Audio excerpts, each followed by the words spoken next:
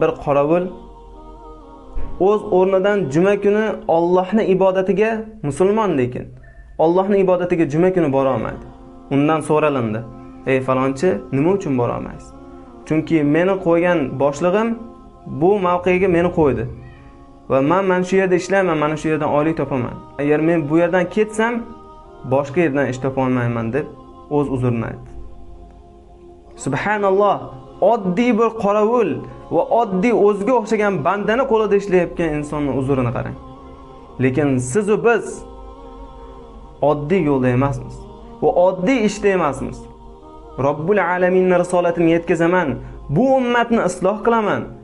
Nabiy sallallohu alayhi vasallamning yo'llarini mahkam tutib, unga kelgan aziyatlar menga kelsa ham sabr qilaman va mana shu yo'lni oxirigacha yetkazaman.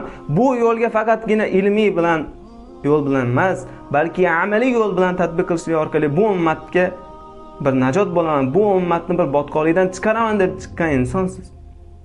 Bir najot bo'laman, bu ummatni bir botqoqlikdan chiqaraman deb chiqqan insonsiz.